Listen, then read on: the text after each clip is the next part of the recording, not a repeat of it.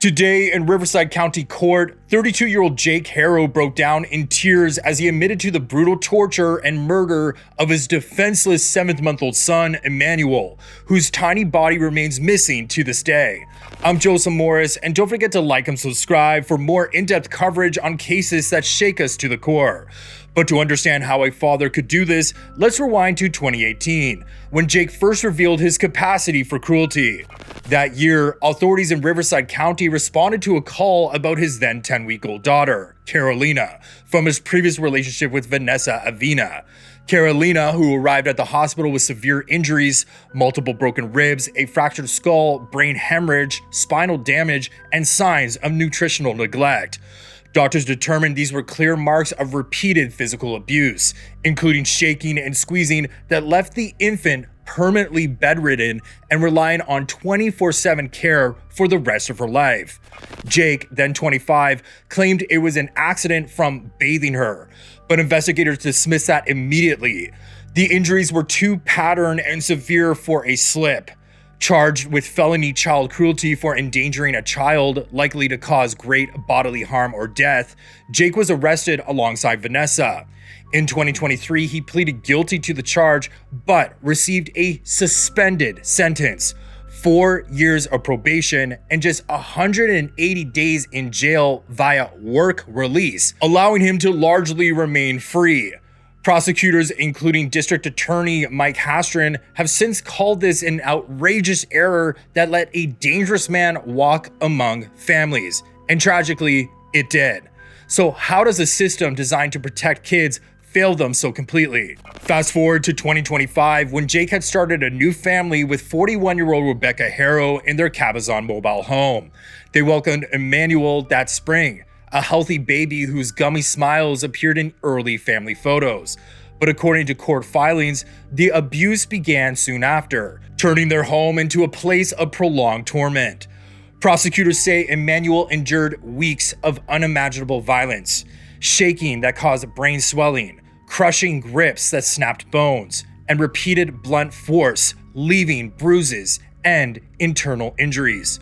By early August, these beatings proved fatal. Between August 5th and 14th, Emmanuel succumbed to his wounds, his tiny body going limp without a call to 911. Instead of seeking help, Jake and Rebecca hid his remains in the remote desert, a spot so concealed that ongoing searches with canine teams, helicopters, and radar haven't recovered him yet.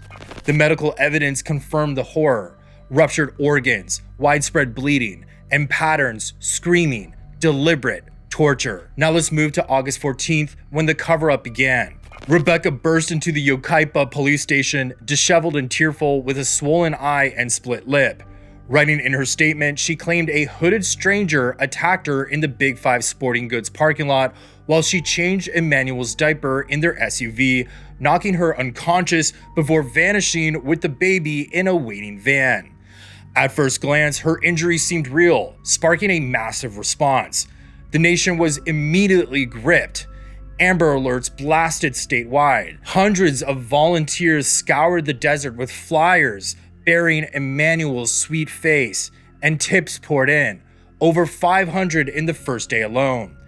The next day, August 15th, Jake and Rebecca held a tearful press conference outside Yucaipa City Hall.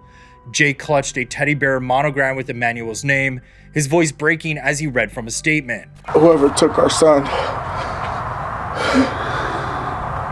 please give him back. Rebecca, sobbing beside him, added, "Give him back to me again, please. Don't harm my son. Please, I'm begging you. Please, God, please." He was very playful.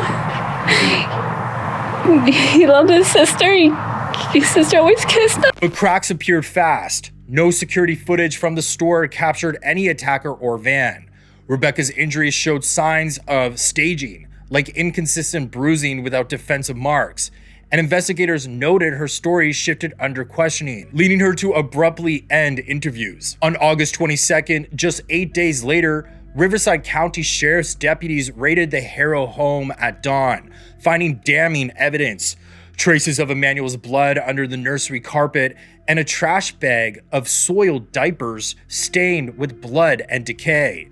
Jake and Rebecca were arrested in their pajamas, charged with second-degree murder, assault on a child causing death, and filing a false police report. $1 million bail each kept them jailed. At an August 27th press conference, District Attorney Mike Hestron laid it out bluntly. This wasn't a kidnapping. It was a cover-up for cold-blooded abuse. Emmanuel suffered for weeks before he died, and his parents let the world search for a ghost while they buried their shame. He blasted Jake's 2018 leniency as a gross miscarriage of justice that doomed Emmanuel, vowing if that judge had done his job, this baby would be alive today. Searches intensified, cadaver dogs through canyons, radar over sands, but Emmanuel's remains elude them, leaving his grandparents pleading for closure. The September 4th arraignment was electric. In a courtroom packed with reporters and relatives, both parents pleaded not guilty, Rebecca whispering prayers, Jake just staring at the floor. Mid-September, settlement talks dragged on without resolution. Rebecca's team blaming Jake, while prosecutors pointed to shared evidence like the home's blood traces. But this morning, October 16th, before Judge Gary Polk, Jake broke. In his orange jumpsuit, trembling, he whispered, "Yes, Your Honor," to each charge's reading, then sobbed, "I'm guilty," omitting the weeks of torture, murder between August 5th and 14th, the fatal assault, and the hoax report that squandered resources. No plea deal, he faces 15 to life for murder, up to 25 years for assault, with sentencing November 3rd. Rebecca, stone-faced, reaffirmed her not guilty plea to updated charges. Her preliminary hearing is the same day. Sealed details suggest mutual involvement in the rage-fueled horror. What drives parents to betray their own child like this? Drop your thoughts in the comments. Have you followed similar cases, and what hits you the hardest here? In my view, this tragedy exposes a broken system where leniency for abusers, like Jake's 2018 probation, becomes a death sentence for the innocent. Rebecca's role, if proven, shatters any notion of protective instinct. But beyond them, it's on us, courts, CPS, communities, to plug these gaps before another child vanishes into the desert. We owe Emmanuel that much. If you enjoyed this video, please hit like and subscribe and leave a comment, because I try to read everyone. Thank you.